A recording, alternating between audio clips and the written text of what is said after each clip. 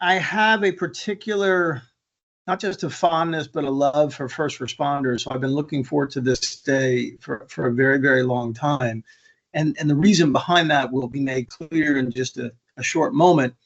But we hear the phrase, thank you for your service, which is oftentimes directed to those in the military, but I like to particularly direct it to those who have assumed the selfless and heroic role of being a first responder. And to have you all attend today and allow me to share my story and some what I hope are very helpful things is nothing short of a gift to me. And I want to start that it just celebrated a really important milestone, and it was 14 years. It was this last Sunday on August 31st. It celebrated 14 years from the day that I was going to kill myself, August 31st, 2011. And I remember that day. Of course, I will never forget that day very clearly, just like it was yesterday. And at the time, I was married to an amazing woman who's still a dear friend of mine. And we lived about 30 minutes north of Sacramento. And we lived on this idyllic, beautiful 2.5 acre piece of property that I loved this property so much. I was going to so miss this property. I was going to miss the life that we had created. And yet it was time to go.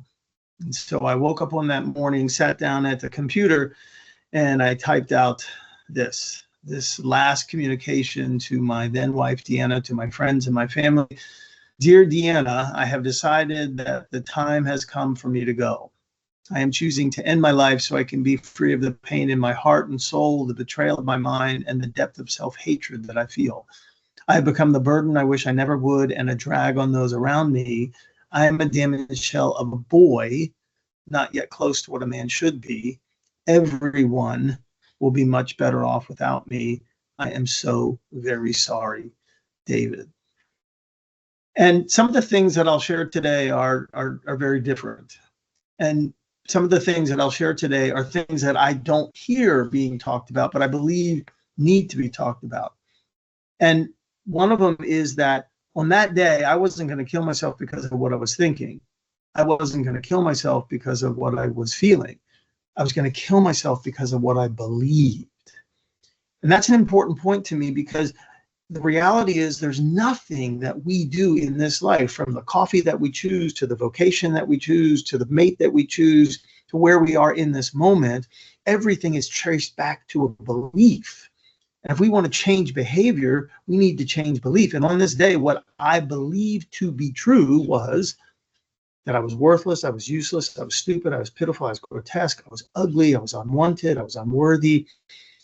I believed all those things to be true. Were they true? Well, of course not. But belief and truth are not necessarily the same thing. How long did the world believe it to be true that it was flat? Beliefs, in the words of Rachel Naomi Remen, they can either free us or trap us. And I was trapped. And so I typed out the letter, and then I got on my fire engine red Dodge Dakota pickup truck and made a short 20-minute drive, a drive that I had made maybe 20 or 30 times before. And this underscores a really important point. Suicide is almost never spontaneous. I mean, we are so hardwired to live that it is close to impossible for someone to have a thought of suicide, pick up a gun and shoot themselves in the head, or whatever method they choose. And I had not only ruminated, at this point I was 48 years old, I had thought about killing myself maybe 10,000, 100,000 times, but I had actually practiced this if this day came, and I drove here. And this is the Forest Hill Bridge. Now, everybody, of course, this is Northern California. Everybody, of course, knows its iconic cousin in San Francisco, but almost nobody knows this bridge. But at 730 feet tall, it is 500 feet further off the ground than its more famous cousin. It's actually the fourth tallest bridge in the United States. And I'd been here before. I knew the way. My vehicle could have been on autopilot. It would have known how to get here. So I arrived on site, turned off the motor, put the note in the center of the dash, keys in the center of the note, exit the vehicle, cross over the road. And as you can see, it's a long bridge. It's about a quarter mile long. And I remember there's so many things about this day, but I remember coming to the closest point and looking all the way down and then focused on the midpoint. And I was really conscious not to make any eye contact with anybody who was driving by, lest they discover what I was about to do. Arrive at the midpoint, turn to my left, the barrier hits me right across the chest. And now I'm looking down at the North Fork of the American River. And at that point, everything slows way down. And I'm completely conscious of where I am. I feel the breeze coming up from the river. I feel the bounce as the vehicles are going by. The bridge is designed to bounce. I feel all this, but time goes away. And so I don't know how long I was there, but by the grace of God, long enough for somebody to have been passing by and look and say, oh, dear God, not another. Picked up the phone and called 911 at the time. And a sheriff's deputy from the great Placer County, where I still live, approached me from the left-hand side. And what he didn't do was make contact with me. What he did do was create connection with me. And because connection creates hope and hope saves lives, I'm here today. I was taken off the bridge to an emergency room, and now I'm going to go spend 15 days in a psych ward. And it was a life-transforming, extraordinary experience. But when people found out where I was and why, they couldn't get their head around it. It made no sense. They're like, what? So my middle name is Woods, and many people, my nickname that my brother Tom gave me years ago was Woody. A lot of people know me as Woody. They're like, wait, Woody? Was guy wanted to kill himself? Woody thought he was worthless? Woody thought we'd be better off without him? Oh, dear God, no. Because people didn't see me how I saw myself. People saw me married to this amazing woman. And together we were running an extraordinary, internationally recognized end-of-life animal sanctuary called A Chance for Bliss. And there might be one or two people there present today, maybe online, that like animals. And if you do, you would have loved the sanctuary.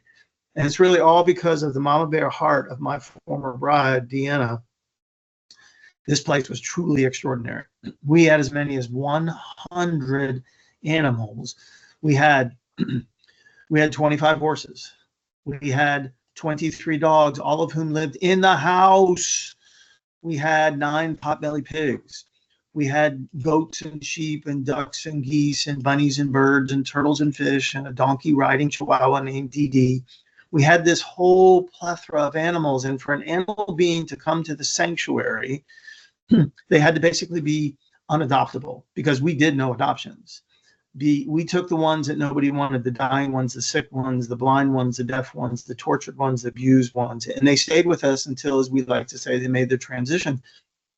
And 14 months before I was going to kill myself, we were featured as the cover story in the life section of USA Today.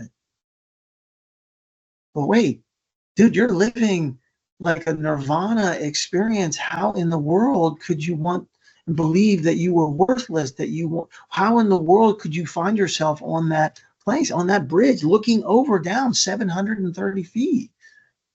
And the reality is, and this is unfortunately particularly true to my beloved first responders, sometimes, maybe it should be most of the time, what hurts the most can't be seen.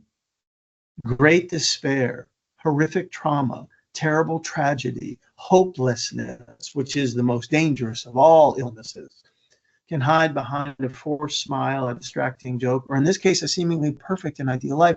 And because of that, nobody knew. And the reality is today is that every single person around you in this moment, in your life, in your work, everywhere, every single person is potentially can be suicidal. This doesn't mean that they're weak. It doesn't mean that they're sick. It's because hopelessness can pervade into the human soul. And that's the thing that we're not talking about, because we hear it so many times of these out of the blue suicides because the hurt doesn't show. And we first need to say that every person that we come into contact with all around us potentially can be suicidal. Again, it's not a sign of weakness, it's a sign of reality, but there are things and ways in which we can respond differently than we have to this point.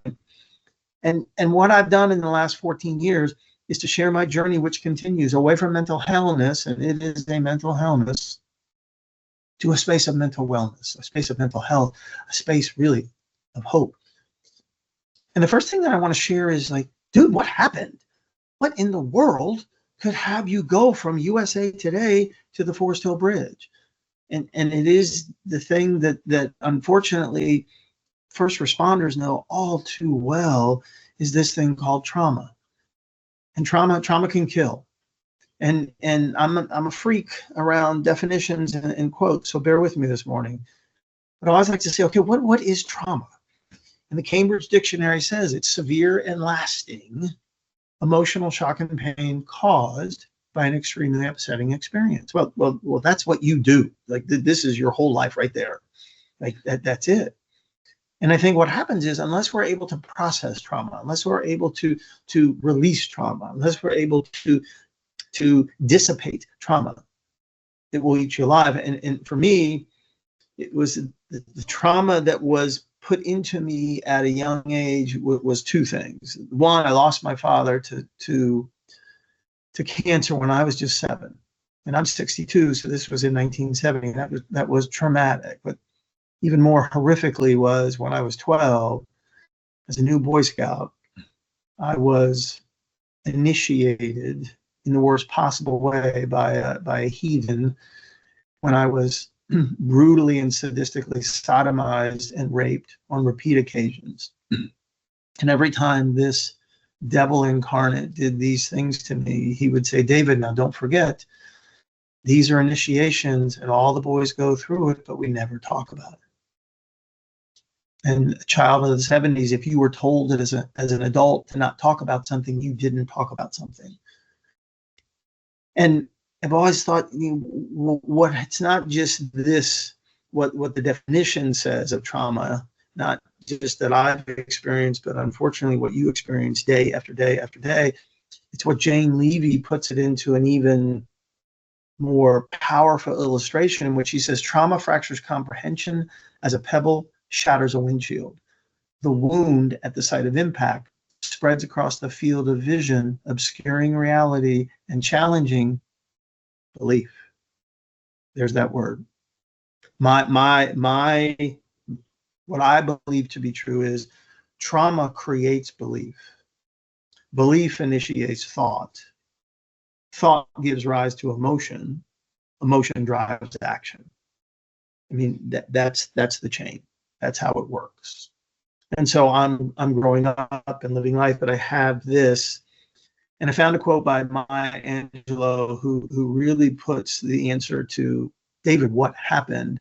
And it's this, is that there's no greater agony than bearing the weight of an untold story. And how many of your brothers and sisters in this extraordinarily heroic, selfless world that you live and work in are bearing the weight of an untold story? And we have to share that story. And always, people say, well, David, what is it like to be in a place of depression or hopelessness or anxiety or PTSD? And I think some of the ways to best explain it is to differentiate to what it's not. And some people who truly want to understand depression in particular, which has been my malady of that I have lived with and continue to battle, they think, well, I know what it's like to be depressed because I know what it's like to be sad. And I'm like, no, that's not the same thing.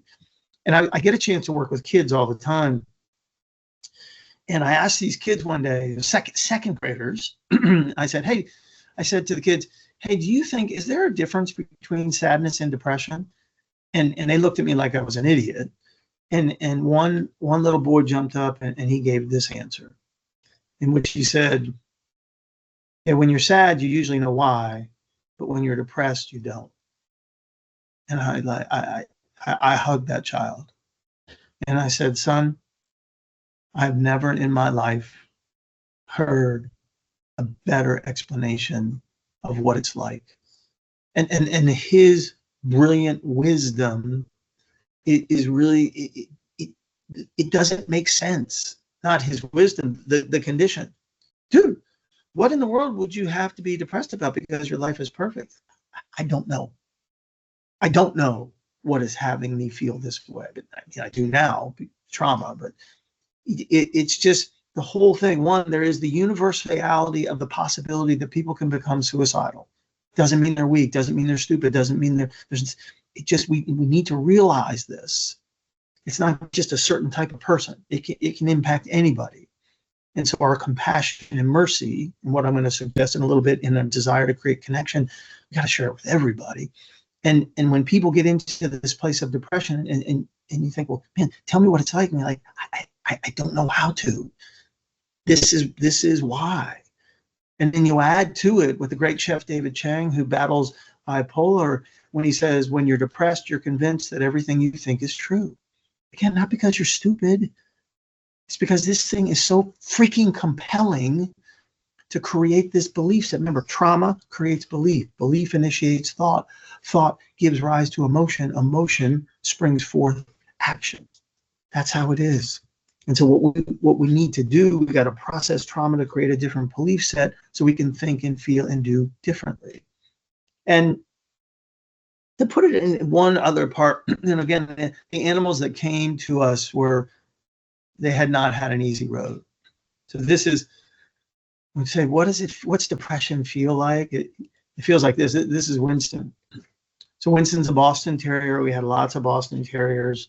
And Boston Terriers are a lot like men. They do two things really, really well. They snore and they fart. Like they're pros at that. Winnie came to us, like this was the first day that he came. And the reason my beloved pup, and I call all dog pup, my beloved pup was like this is that something decided to use Winston as a bait dog. So a bait dog is used to train other larger dogs to fight. And what they do is there'll be two big dogs, and then they throw a bait dog in between the two fighting dogs. And you can imagine what it's like to be attacked, to be overwhelmed, to have things coming from you from all angles that all you can do is retreat into a ball. That's what depression feels like. But it also feels like this. And this is Princess. And this was on the first day. And I remember, and you can see the nose and the right eye, but that's about it. But it's this overgrown, like, dear God. That's what it feels like.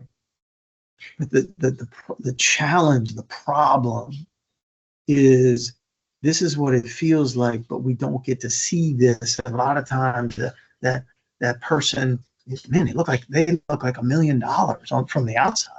But what's going on the inside? It's what's going on the inside that's killing them.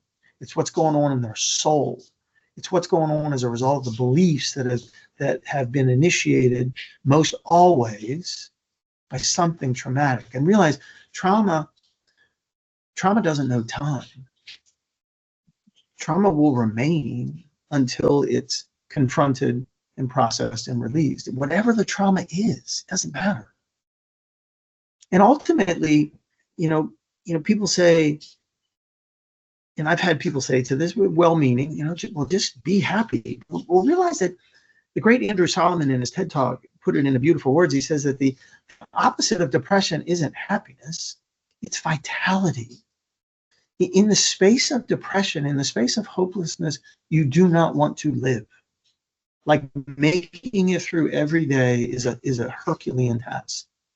And sometimes you simply get to the place, not because you want to hurt other people, because what you come to believe is that, well, gosh, if I kill myself, everybody's going to be better. Well, that's not true. Well, that's what I believe. It's a convoluted thing, but that's the reality. So that's the problem. That there are people around you. You may not know there are people around you who are suffering with this. I can promise you, they are. But they don't mean that. But they don't have to be sentenced to it. Because I promise you, it is possible. It's a lot of work. It is possible to get to a place of mental health. I swear to you, it is. And that's really is what has been the journey towards wellness, and it's been care of body, mind, and spirit. And spirit is, I'm not necessarily talking about God, but again, spirit would be that invisible essence. It's your soul. It's the part of us that, what did they say? When right before you die and right after you die, your body weighs the same. What was it? What was that part, that now is up wherever it went? There's something not it's tangible and intangible simultaneously. And so for me, it's been this care. So it's been about diet and sleep, exercise, time outside. I'm on 4 medications. They work beautifully. I have an amazing counselor.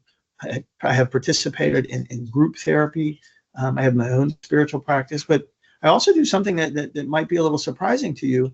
I also do electroconvulsive therapy, or a lot of people know it as shock therapy. And I have done to date 44 sessions. Now, that's far more than the average person because I'm special. Talk to my family. My condition has needed more. and what this procedure has done is really saved my life, because things were cruising along, and at the end of 2023, I fell back into a horrific place of depression, even though I was taking my meds and doing these other things. And what we realize now is I was working too much. I was literally traveling the world, mostly doing work with our great military in this battle with suicide. So we got into this, and it has been amazing. It is simple. It's easy. I can talk about it more. I won't because of time, but please know I'm always available, and Emily has all my contact information to share details about what the procedure's like, how beneficial it has been. It's been transformative. It's unfortunately it's underused because of people's fears about it. What I can tell you after 44 sessions, and I've only met one other person who's done more than me, it's amazing. But the most essential thing that we need to do as a community, not just as first responders, but as human beings, is to leverage the power of connection. 3 most important words in mental health are connection, connection, connection. John Travis, who's a very dear friend of mine, says the currency of wellness is connection. And we're going to talk about what connection really is, but this, I want to underscore how prevalent this issue of suicide is. So Drew Ramsey, he's a wild man on Instagram. He's an extraordinary psychiatrist, very much into brain gut health. And he says this is coming from him. So not just my opinion, this is from a clinician. So this is true for you and me every single day. This is going to happen to us every day. Someone you see today is thinking about killing themselves. Your smile, your question, your love could save them. Trust me, they told me it did. So how widespread it is and what we can do about it, because connection creates hope and hope saves lives. And because my belief is that the opposite of trauma is connection. Trauma has no defense against connection. And what is this thing called connection? And Brene Brown, if you're not watching her TED Talk, please do. Share hers and the great Ray Lewis, the former great Hall of Fame linebacker from the Baltimore Ravens. His TED Talk also is incredible. So she says this: I define connection as the energy that exists between people when they feel seen, heard, and valued, when they can give and receive without judgment, and when they derive sustenance and strength from the relationship. Okay, Dr. Brown, could it be a little bit better, please? Like, what an amazing definition. How could you not? And my assertion is, from this experience, there's only one emotion that comes up, and that's hope. When you feel seen, heard, and valued, when you can give and receive without judgment, and you derive strength and sustenance from the relationship. So, am I a touchy-feely guy? Absolutely. Is this guy? No way. And this is my bro. I have 3. This is my eldest. He's a retired 2-star general. Major General John R. Bartley, 42 years in uniform. He really is my dad, because we lost our father when I was just 7. He was 18. From that place, he took on the role as my father. He's a badass. And so I share this because anytime I get a chance to talk about him, I get excited. But about this whole thing about connection. Now, my brother never says something unless there's meaning behind it. And he wrote me a note. And he said this: "You put into words what I've always known in my gut, but never able to clearly articulate, and that is your belief that connection creates hope and hope saves lives." So if he agrees with it, and he is the master in 42 years of creating connection with the soldiers that he led, it is, please. And it creates this thing called hope. And you know, how how needed is hope? I mean, look what Shakespeare said. The miserable have no other medicine, only hope. But let me tell you what the experience is as it relates to connection. So this is a famous experiment that they did back in the 50s. So Professor Ricker took a rat, put it in water, and timed how long could the rat swim, because they're known as good swimmers. How long could the rat swim before it drowned? And it was right about 2-3 minutes. And then the rat, to say it nicely, expired. But then somebody came along and said, well, how about if we did something a little bit different?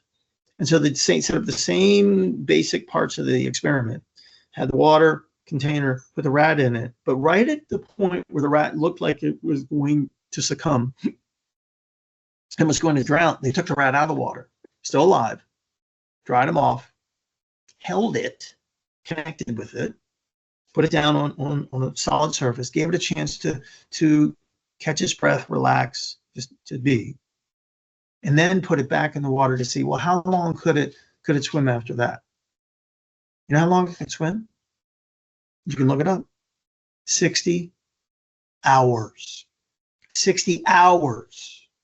So no connection, let's just call it isolation, basically 2 minutes. Connection, hope, 60 hours. That's the power of hope. People will never kill themselves feeling hope, not hope. Maybe some other thing, but not hope. And my beloved niece Brooke, found this quote from, his name is Matthew. He's on Twitter and he loves cats. That's his whole bio. And he says this: people tend to think of hope as this delicate, ephemeral thing made up of whispers and spider webs. It's not. Hope has dirt on her face, blood on her knuckles, the grit of cobblestones in her hair, and she just spit out a tooth as she rises for another go. That's hope. That's why people don't kill themselves when they experience this. And the beautiful thing is, hope always comes in the experience of connection. Remember, 2 minutes, 60 hours. You want to talk about, you want to, so this is what depression looks like. You want to know what mental health, what hope looks like? Don't worry about Winston. He was fine. He was, my gosh, he was a happy pup. And Princess, that's well, here's what hope looks like. Yeah. That's my girl. I can't just, I can't look at that picture without crying, because you just think, like, amazing. And so 3 simple ways. What I'm going to ask you to do is to become great, not good, become great at remembering and using people's names, of spelling people's names correctly.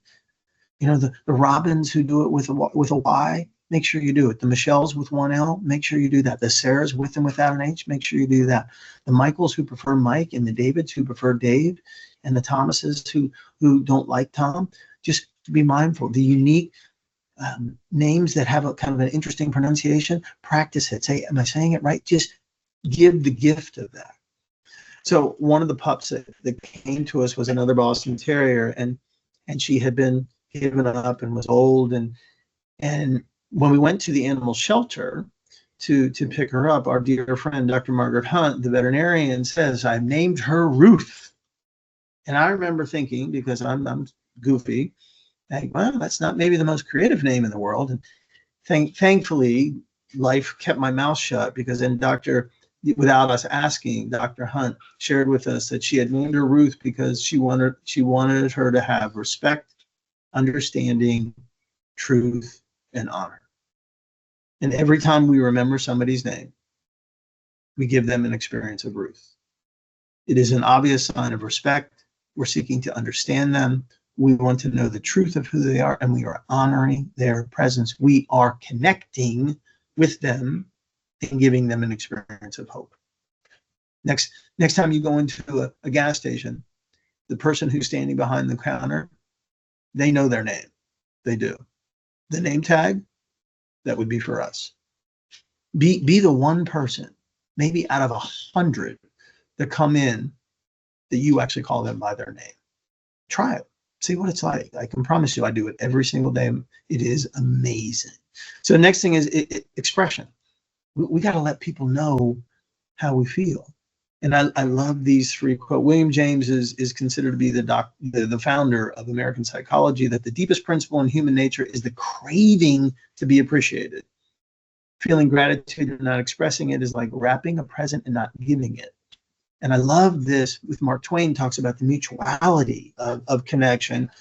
The happy phrasing of a compliment is one of the rarest of human gifts, and the happy delivery of it another. Like it gets all over you.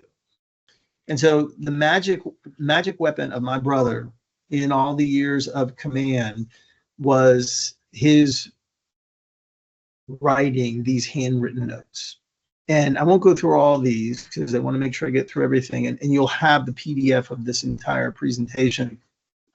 And I'll say the one that I love the most is thank you for the personal handwritten note. In all my years working on this project, no one has ever taken the time to acknowledge me. And I've never, received a handwritten note, much less from a general. Like these things are life-changing. And they actually did an experiment in which they took a group of people who had ended their life by self-poisoning or who had attempted, and they divided them into two groups. And the group that they observed, they sent them for once a month for a year. They sent them a handwritten note. Hey, just want to let you know we're thinking of you. We think you're amazing. We're here if you need, whatever it was. And they went back and looked, did it make a difference? And what they did is they realized that they had reduced the number of repeat attempts by close to 50% of the group that they had sent those notes to. Like, and now we have this thing called a phone that we can send a timely, specific, heartfelt text in an instant. Hey, just want to let you know I was thinking about you. Hey, if I got it right, today is this. In fact, it was 5 years ago that a dear friend of mine, he remembered the anniversary and sent me this amazing card. And on the inside, it was happy today. And as a result of that card, now August 31st went from the worst day of the year to my New Year's Day. And on that day, August 31st, I head back to the bridge and I park my vehicle in the very same spot and make my way to the midpoint, head up, making sure I make eye contact with each and every person, all because somebody took the time to remember. And then the last part of connection is to create understanding. Because what we see oftentimes, it's not what is. There's something more, but things can be deceiving. And we really need to leverage understanding to arrive at that point. And so one of my favorite stories that I share is old man had walked into a local animal shelter and he had this basset hound cross. And he went up to the shelter worker and he said, ma'am, I was out for my walk and saw this dog and I checked him from head to toe, but he has no identification and I didn't know what else to do. So I thought I would bring him here. And he says, I'd love to keep him, but I can't. And the shelter worker was like, oh my gosh, sir, thank you so incredibly much. Like most people would have just walked on by, but you probably saved his life. And looked at the dog and said, man, he's old. And they really didn't microchip back then, but well, maybe we'll get lucky. But I tell you what, I'm going to take him in the back and see if he's microchipped. Could you please just fill out, give me your name and number and where you found the dog on this piece of paper? If nothing else, maybe we'll call you with good news. So gentleman said, that's fine. So he's doing that, and the woman takes the dog in the back. And as the story was told to us, you literally hear her scream, oh my God, he's microchipped. She comes out holding the dog. She's crying. She says, sir, his name is Joshua. You saved his life. I can call his guardian. I'm like, thank you, thank you, thank you. And the man's like, it's okay, it's okay. And he's now turns to leave and he's almost out the door. And the woman picks up the piece of paper that the man had given her and something caught her eye and she compared the information. Well, the information on the piece of paper matched the information on the microchip. This was his dog. Joshua belonged to him. Now, had I been there, I'd have lost my mind. I'd open up a can of whoop ass. Like, I'd seen too many of these stories. Like, oh, are you kidding me? Like, how could you be so heartless? This is your dog. Dear God. But you know what? I wasn't there. I wasn't meant to be there. And this amazing woman, she didn't ask a why question. See, why questions suck. Please don't ask any more why questions, because why questions put the person, we're confronting them. We're putting them on the witness stand. We ask a what question. And you know the question she asked this man in front of something that made no sense? She said, "Sir, what happened?" And at that point, he burst into tears. And when he could finally collect himself, he said, "Yes, this is Joshua. And Joshua is my dog. I've had Joshua since he was 8 weeks old, the cutest basset hound cross puppy in the world. There's nothing more important to me than my dog. But I'm not.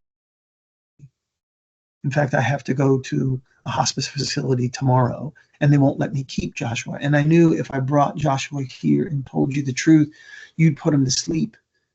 But he's not ready." He said, "I am so sorry." And he turned to leave, knowing that his dog would be put down, because who would want a 16-year-old basset hound cross? But because of the question, and now she understood, the woman said, "Sir," and he turned around expecting to be berated. She said, "Sir, there's a sanctuary down the hill, and they take in old dogs just like Joshua. How about you and I make a call and see if they have room for one more?" And we did. We definitely did. And because of that, because of, in the words of Rachel Naomi Remen, that our listening creates a sanctuary for the homeless parts and other people, Joshua got to live another year before he went to the great sanctuary in the sky.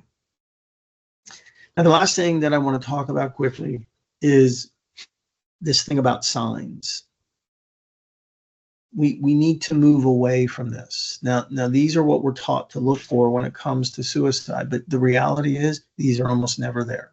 It's good that we know of them, but right now we're focused too much on them. And the reality is the vast majority, if not all of us who are suicidal, we're not going to show these signs. And I actually found, like, where's that come from? I found this from a report in 1865. 1865. Suicidal tendency may continue to exist, carefully masked and concealed, long after the other symptoms seem to have disappeared. The patient ceases to express them because they perceive that so long as they continue to do so, they will be carefully watched and prevented from ending their life. This is from 1865, and it hasn't changed. This is the reality. And so what I'm going to ask us to do is to have the reality is everybody around us has the possibility of becoming suicidal just because of life. And so what I'm going to ask us to do is what I say, just because you didn't see the sign doesn't mean you have to miss the sign. And these are 6 questions that I'm going to ask you to pose. Pick a person in your life. And these are non-confrontational. They're open-ended, very specifically worded. So you don't want to ask yes and no questions. You want to ask these open questions. And the whole purpose of them is you ask them when the person is in a positive space. Not if you're down in the dumps, because if you're down in the dumps, then we can pretty much clear, okay, we have an idea of maybe what's going on. But when you're positive, there's going to be more the opportunity for there to be this dialogue. And they're very, very simple. They're very, if nothing else, they also deepen your relationship. And thinking back, and so it's over whatever period of time. Let's say it's 2 weeks since you've seen this person. Share with me a time when you were feeling your best. Not when you were feeling happy, not when you were feeling joyful, because those are for a person who's just depressed, we don't necessarily ever get to that space. But when you ask me when I'm feeling my best, well, okay. And then how about the opposite? The opposite of my best.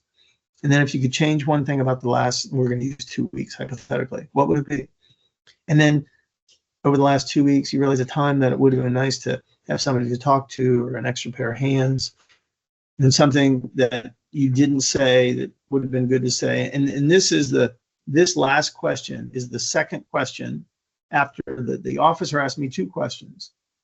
He said, David, would you please share with me how you are feeling right now? And that, when I train police officers, I say, please just use that question. And then the second question is the best question relationship-wise I think you can ever use, is what can I do to help you feel supported right now? And what he didn't say is, what I'm not asking you to say is, what can I do for you? Because we will universally say, oh, no, I'm good, don't need anything. But if you say, what can I do to help you feel supported right now? People answer that question. They do. And really there's one more story, but it's really Odie, as a 35-year-old Tennessee Walker, had literally just been dumped. And his transformation was probably maybe the most extraordinary of the sanctuary. And I love this photo. Deanna tried to let Odie into the house. I said, no, I already have 23 dogs in the freaking house. I'm not going to let a horse. It is possible. Let this be me. It is possible to move from a place of hellness to wellness. And what I would ask you to do is to leverage the power of connection. Become great with people's names. Let people know how you feel.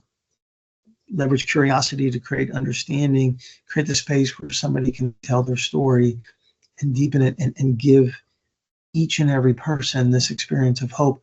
Hope saves lives. Hope is the answer. Far more, I think, than love and faith and everything else. It's all about hope. And we can do this. So thank you so much for the gift of your time and the incredibly sacred space to share my story with you this morning.